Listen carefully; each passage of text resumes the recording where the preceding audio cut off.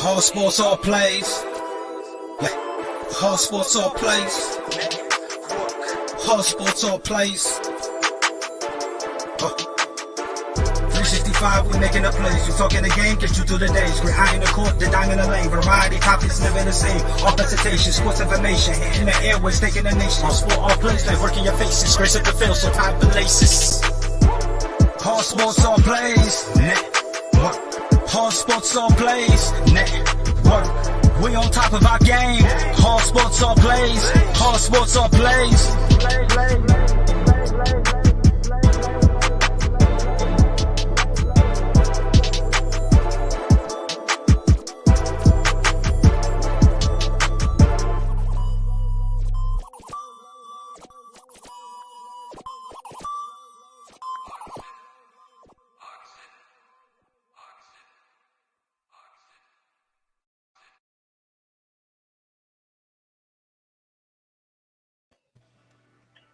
What is going on, everyone? This is Nate coming to you live from the All Sports All Plays Network. This is Monday. Well, actually, this is Sports Corner. I'm here with Ray Cruz. I'm also here with, he's going by Greg Hot Seat Gallinell. So how are the both of you guys doing? I'm doing great. Pretty good, Nate. How you doing tonight, bud? I'm doing pretty well. Thank you. Now, before we get into the topics, I wanted to remind everyone, please, everyone, that if you want to win a free t-shirt, all you have to do is like, comment, and share the video. This is the shortest month of February, and as soon as I can find it and pop it on here. Oh, right here. Yeah, just please remember to like the show, comment the show, and be engaged in the show for you to win a free t-shirt. Now, let's say for a second you're driving or you're somewhere that you can't watch it, you can't catch it live, or whatever it is, afraid to comment. That's totally fine. You can also win. You can also get a t-shirt. There's another way to get it. Now, all it is $14.99 plus shipping and handling. Sizes from small to 2XL. If you want a bigger size, no problem. It's just gonna cost maybe a couple dollars extra. That's no big deal. Now, to get into those hot takes, MLB is about to start. The preseason starts on the 28th. I'm going to go with Ray. I'm going to go with you first. Do you have a hot take for the MLB season? Yes, I think the major hot take is I think the Atlanta Braves will go all the way to the World Series this year. They won't have that fallout that they had against the Dodgers in games number 7. So wow. I think the Atlanta Braves will overtake the Dodgers and continue the National League to win this World Series in 2021. Now, Greg? I got a few hot takes, okay? Take this to the bank. The Anaheim Angels are going to play over 500 ball this year. And I think that if they're in pretty good contention come July or so, I think they're going to make a big move and go after a big arm around the trade deadline. I think they're going to play some good ball. I think they might even be a playoff caliber team this year. I'm really wishing them the best because Mike Trout is still, I believe, the best player in baseball. I think that the San Diego Padres, I think they're going to actually finish a couple games ahead of the Dodgers this year in their division. I think they're that hot. Wow. I think they've got, I think they've got a really top-notch pitching staff, and I think they're going to play some really good ball. Before we get to my hot take, we have a question for Ray. Do you think the Braves are going to face the Twins in the World Series? No, I have the Braves versus the New York Yankees in the World Series. I think Yankees are going to retake over the American League champions this year. They have a good team. If they can just stay healthy, I think the Yankees will go all the way and versus the Braves. But I think the Braves will win in 6 games over the Yankees. Now, to get to my hot take, a few years ago, we had not 1, not 2, but 4 teams with above 100 win record. The Twins, the Astros, the Dodgers, and then the Yankees.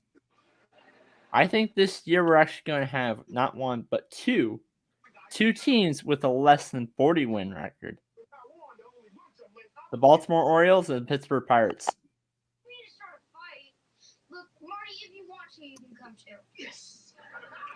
I agree with the Pirates. Yeah, the Pirates. Yeah. Pirates and Rockies will battle for the all-time worst record. No, Pirates are bad, but not Pirates. Rockies are bad, but not that bad. Which we're going to talk a little bit about the Rockies later. Now to go on to the next topic. I said I was a guest on Real Talk a few weeks ago. And we talked, we're talking hot takes, talking NBA hot takes. I said that the Toronto Raptors just need to blow everything up. They're not going to go anywhere this year. They're just going to blow everything up. Then I saw a stat earlier today. The Toronto Raptors are 16-0 without Kyle Lowry. 16-0. So I'm going to go with Greg first. Do you think that the Toronto Raptors are the problem? And Kyle Lowry is the problem for the Raptors? It's hard for me to make that assessment that their on paper best player would be the problem. But, yeah, it's true that right now Toronto is playing very good basketball, playing very good team ball in his absence. Their defense is really stepping up. They're moving the ball around a lot more than they ever have with Kyle Lowry in the system. Fred VanVleet's playing excellent ball. Everybody's coming together. Everybody's touching the ball. They seem to gel a little bit better, but that's what happens sometimes when a key player on your team leaves, is sometimes everybody else kind of picks up the slack and everybody just starts to gel because you don't have that premier shooter or offensive scorer, so everybody's got to chip in. So I don't know necessarily. I don't want to say that he's the problem, but it seems like they sure are able to play some pretty good ball without him. So I don't know. I don't want to call a player out because I like Kyle Lowry, but it seems like everybody's getting to handle the ball a little bit more, and they seem to gel a little bit better without him there, and they seem to have a lot better ball movement, and their defensive pressure during crunch time seems to be a little bit better without him. But he's a tremendous loss. He's a very talented basketball player, so I don't want to go as far to say that he is the problem, but I will say that they have found a way to win without him. Brad, what are your thoughts on it? Do you have anything to add, or what do you have to say about this? Well, you got to look at the Raptors. When Kawhi Leonard was playing with the Raptors, the 23 games he missed, Raptors went 17-5. Now the Raptors are going without Kyle Lowry, the six-time All-Star they have. Now they're 13-0 on this stretch run. They're 3-15 with Kyle Lowry on the team. Let's take a game against the 76ers yesterday. They had 76ers had their main core people, Joel Embiid and Ben Simmons, both averaged 25 and 28 in that game. Kyle Lowry did not play in the game. He's been out since last 13 games. But look, with their offense has changed over is Fred VanVleet. It has gone from a passing point guard to a scoring point guard. VanVleet looks to score first before he passes. Kyle Lowry likes to pass before he shoots. Kyle Lowry likes to look for in the flow of the offense. VanVleet create the offense. If you look at the 76ers, VanVleet went off on them. Him and Pascal Siakam, they both went off with 20, 23, and 23 points. to help him to lead that team. But they're a well balanced team now because Van Vliet is now averaging in some scoring. You can't leave the point guard alone. Look into 3 and 15 games. They left Kyle Lowry alone because Kyle Lowry is not a consistent shooter. He's not a consistent scorer. He's more of a passer. So they could play off of him a little bit more to help out on Sycam. And now when you got Van Vliet in the game, they can't play off of the point guard no more. They have to straight up. They have the teams have to play them 5-on-5, and that could cause a little bit of problems because they can get up and down the floor with Van Vliet on the fast break area. So that's the difference between that. When Kyle Lowry comes back, I hate to say it, I think Kyle Lowry's pass is starting prime. He should be coming off the bench now. So I think if they keep this same lineup going on, and when Kyle Lowry comes back, it can make the Rapids even a little bit better and probably make them get in that playoffs, make them a little bit dangerous in the playoffs. And now for that situation, I think really I know he's really good on the field, but I think that really that Kyle Lowry is really the only person that maybe you can go out and trade him for somebody, but I think that he should be a guy that should be considered in a trade because they have been doing pretty well without him start coming into the season. Now, going into the next topic, we're going to discuss a little bit of the English Premier League, but we're going a little bit different here. Talking playoff picture. There's one team there's other teams that they're probably for sure going to make it, but there's like one team that's clinched playoff berth, and that's Manchester City. They have I looked this up earlier today. They have 59 playoff points, which those, if you have a draw, that's 1 point, and if you have every win is considered 3 points. Now their games, looking out through their schedule, only one of their games was 3 points or more. They've given up 3 points or more. Do you expect Manchester City to end up being the top seed in the English Premier League? We'll go with Ray. Go around that one. All right, you got to look at Manchester City. The last 2 months, they are 15-0. They haven't lost in almost 2 months now. They have played just about everybody in the Premier League during that stretch, and they have won it. I mean, like you said, 3 points to separate some of their wins in the last last 2 months. But if you look at Manchester United, the last 2 months, they're 9 wins and 1 loss and 3 ties. Mm-hmm. And Leicester City, same thing for the last 2 months. They're 9 wins and 1 loss and 3 ties. So the only 3 teams that right now could probably give Manchester City a run for their money. It's could probably be Manchester United. That's the only thing I can say. But I think Manchester City will prevail because they're right now on a hot streak and they're peaking at the right time. Yeah, they have one game where they lost 2-5, and that was to Leicester City. Mm-hmm. And they lost the second one to Tottenham Hotspur.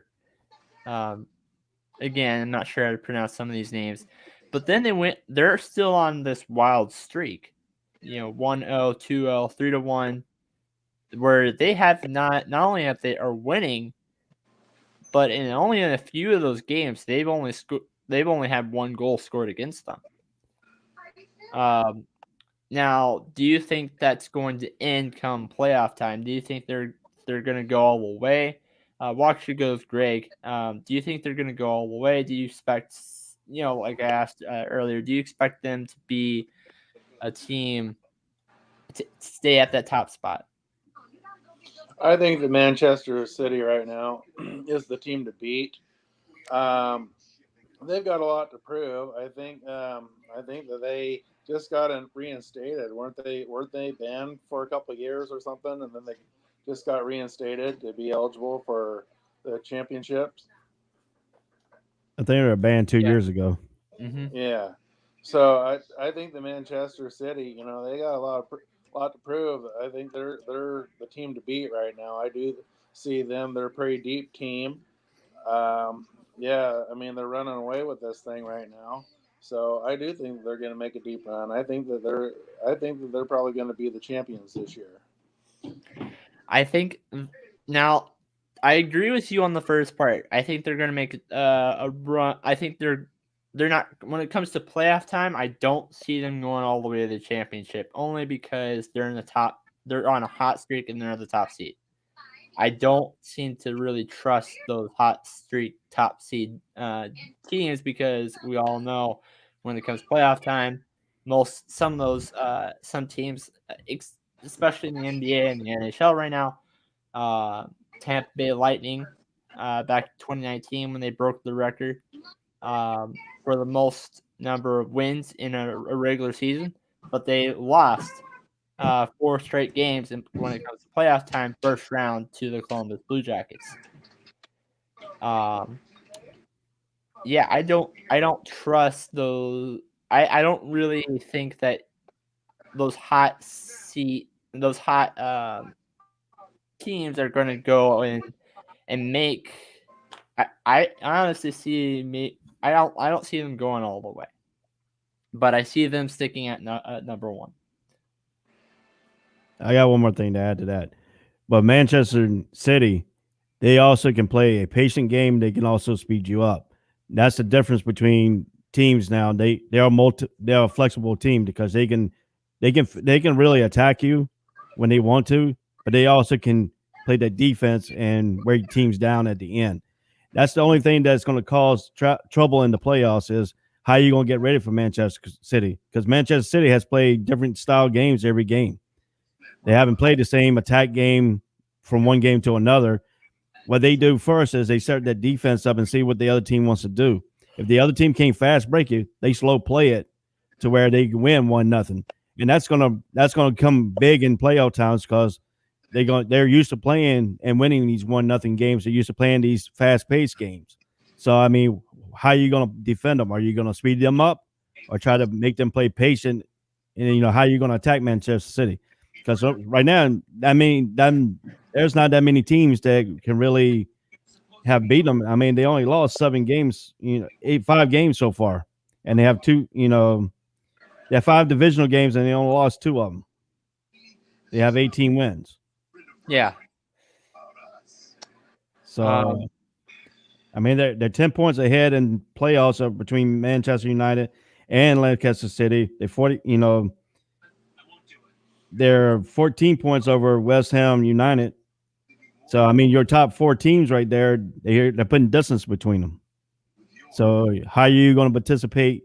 You're hoping that they come in there and they get off this hot streak, but how are you going to anticipate them, and how are you going to figure out how you want to play them? Greg, do you have anything to add? Well, I think that Manchester, I think that they've got a really good chance this year because Liverpool, they're injury plagued. I mean, they still have Mohamed Salah that's still leading the league, but I mean, they're injury plagued, so I don't think they're going to make the playoffs.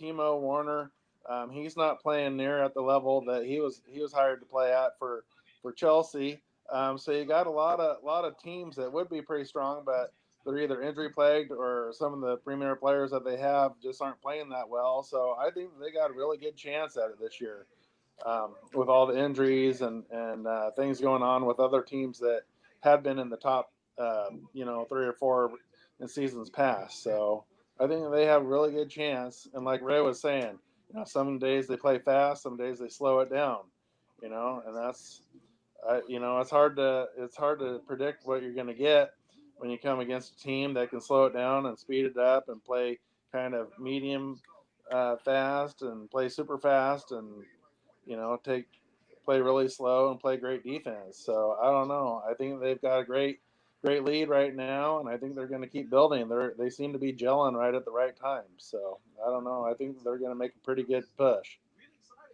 Now, keep in mind, Liverpool's number 7 right now. Right.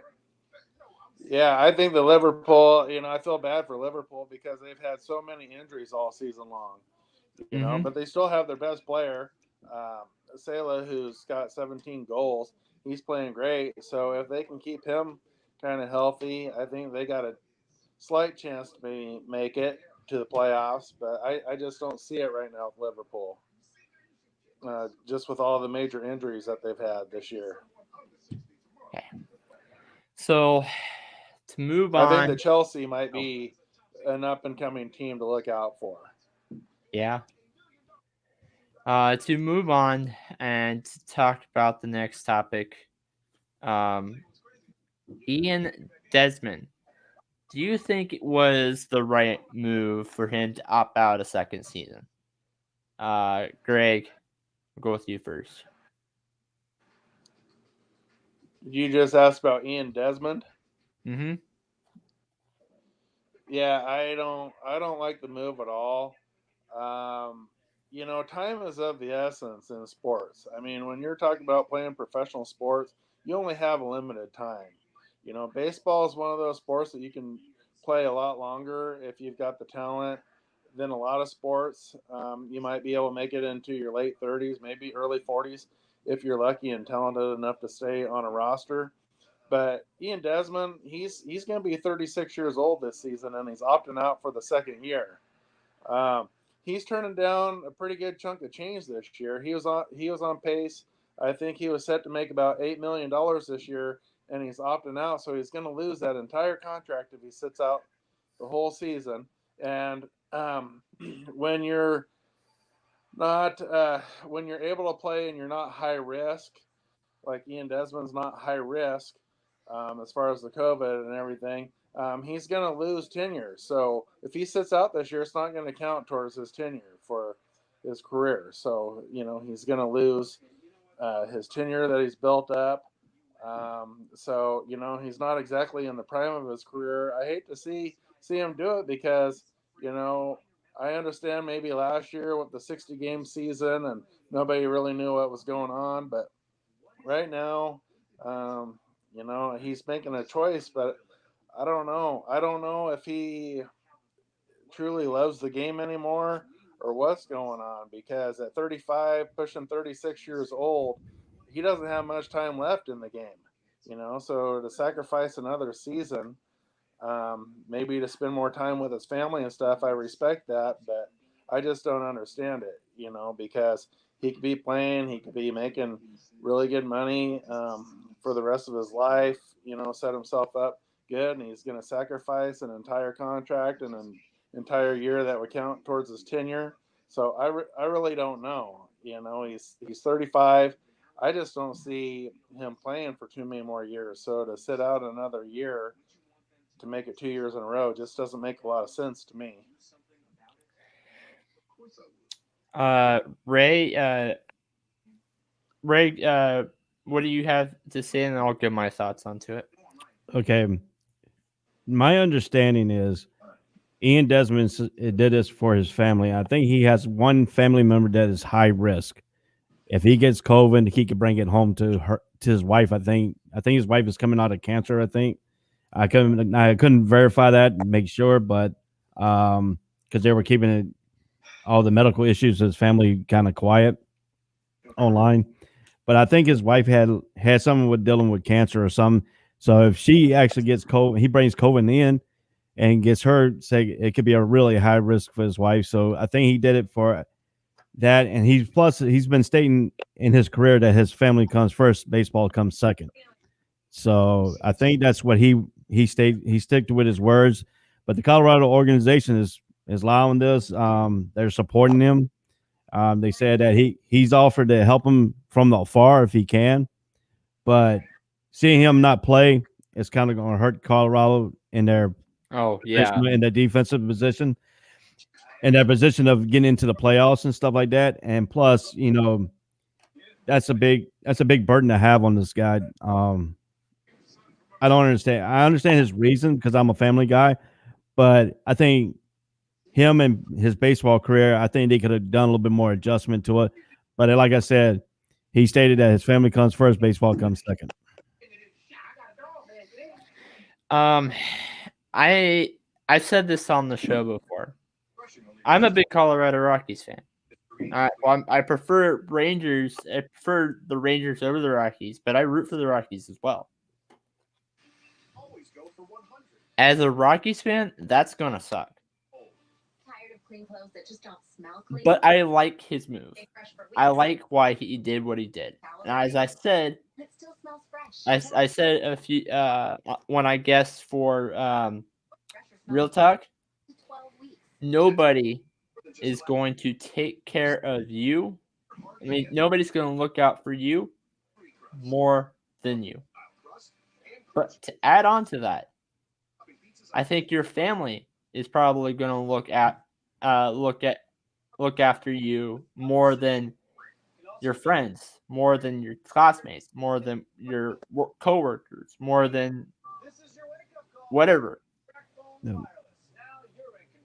So I think that was a smart move as a family on Ian Desmond's part. Now, as a Colorado Rockies fan, like I said, it's going to suck because even with Ian Desmond playing, we're probably not going to the playoffs because of that, especially because that Nolan Arenado trade. I like that move on his point. It's gonna hurt as a Colorado Rockies fan. Yep. Yeah, he's for these next two seasons, since for opting out last season and this season, he's going to lose almost $15 million walking away on these last two seasons. So that's a pretty bold statement because he was in the middle of a pretty big contract. So he's walking away from a lot of money. From what I understand, Ian Desmond is a great person. He's a great guy. He likes to give back to his community. But that's a huge chunk of change that he's leaving out there. And he's in the middle of a contract. And, I mean, in sports and in life, I mean, they always say someone, if you don't want the job or can't do the job, there's always someone out there that's willing to take your place. And I think what's going to happen, even as bad as the Colorado Rockies may be this year, they've got some guys coming up through the system.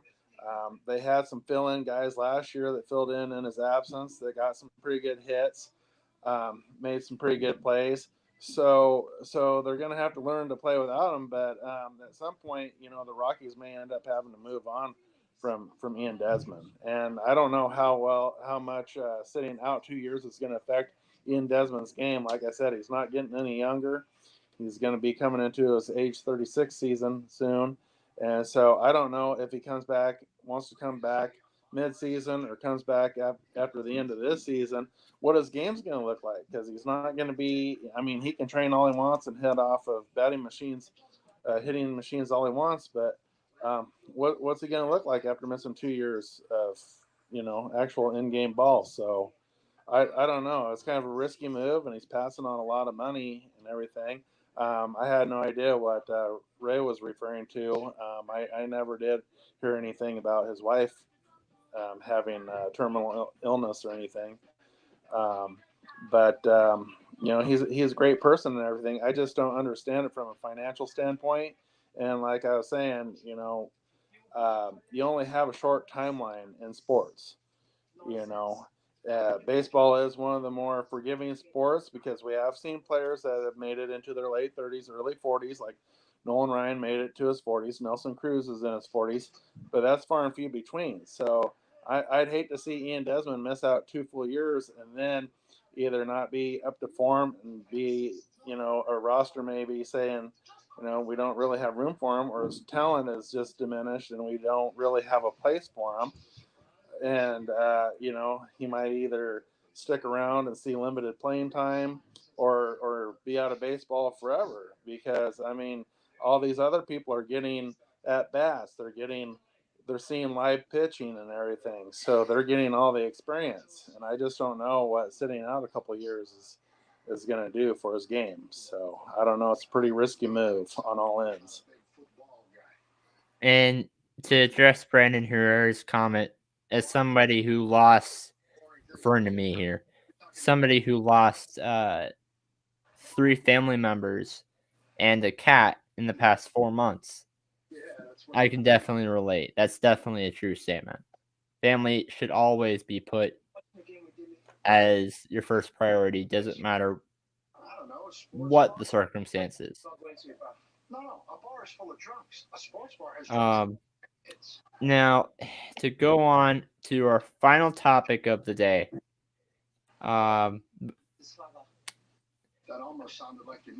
If the NFL decided to expand, where can you see them expanding?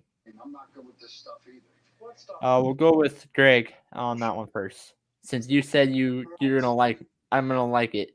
You're gonna love this, Nate. Okay, some of the obvious ones are teams that have already had franchises pulled away from them. You know, there's been talk about Oakland and San Diego getting teams in the future. You know, San Diego, of course, they moved to Los Angeles, and Oakland's in Vegas now.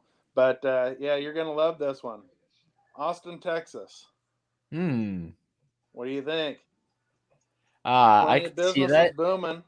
I could see that. Austin has an MLS team, but they don't really have anything out there except for MLS. Yeah. Well, actually, I say MLS, but that's an expansion team. So if they go Austin, I could see that happening. I can see that happening, but I can't see that happening in the next couple of years. Yeah, I just wanted to give you a shout out because I know you live around that area. So yeah, I live. I can also see maybe a possible expansion team, maybe in Toronto too, at some point. So I don't know. Ray?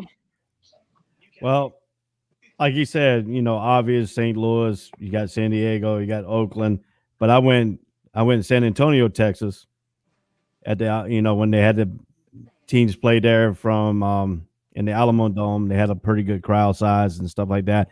I can see San Antonio, Texas having it.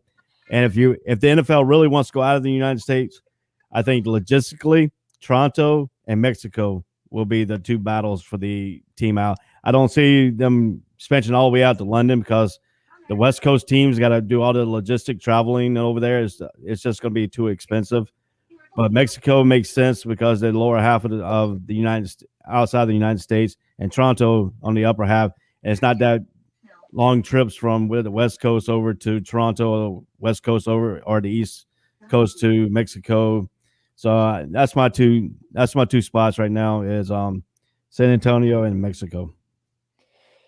For all the people that live over in Oregon, shout out to them because I think I see Portland going over, getting an expansion team. I mean, Oregon is huge college football.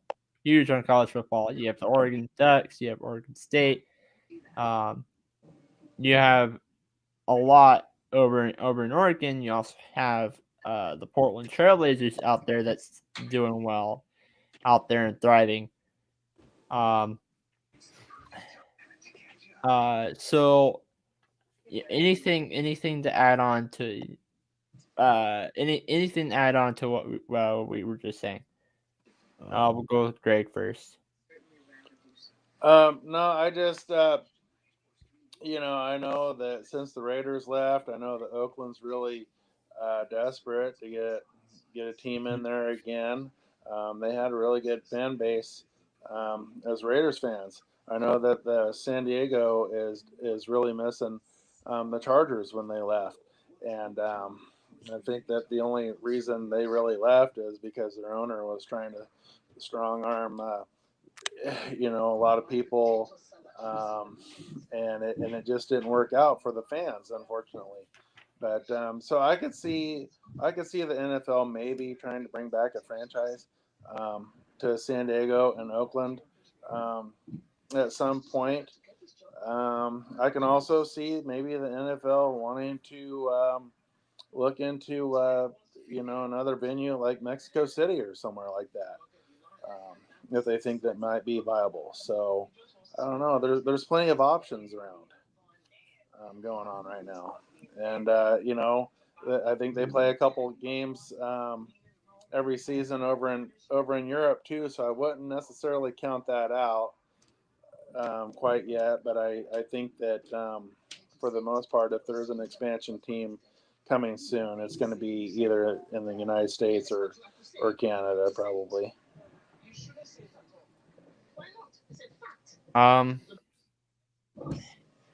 Ray, anything else you wanted to add? Yeah, I want to go back to the Major League thing real quick. The hot take for that. I got one interesting tidbit for baseball fans. Fernando Tatis Jr.'s contract for 14 years. You know the New York Mets will still be paying Bobby Bonilla $5.5 million when that contract ends from 2000. And this is why. Instead of Bobby agreeing for a lump sum of his payout of his contract, his sports agent created 8% interest rate, and they pay multi-years every July 1st. And his July 1st is now, for most baseball fans, named as Bobby Bonilla Day. So when that 14-year contract of the $340 million for Fernando Tatis, that $5.9 million is still being paid to Bobby Bonilla. So the last thing I have to say, I actually have two things. One,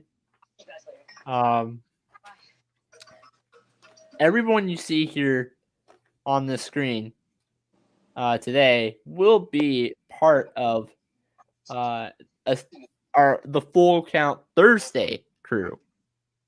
Ray, Greg, and myself will be part of the Thursday crew. So make sure to stay tuned in for that. And then the second thing I had to say is I'm going to give a prediction about how I think the next NFL season will start off next year. You know, the first open Thursday night game. I think it's going to be Tampa Bay, since they won. I think they're going to face Green Bay. So, that being said, this is Greg, Ray, and I signing out for now.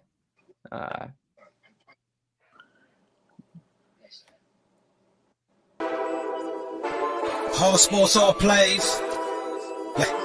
All sports, all plays. All sports, all plays. 365, we making the plays. You talking the game, get you through the days. Great eye in the court, the dime in the lane. Variety, topics never the same. All presentation, sports information. In the airways, taking the nation. All sport, all plays, like working your faces. Grace up the field, so tie the laces. All sports, all plays. Network. All sports, all plays. Network. We on top of our game. All sports, all plays. All sports, all plays.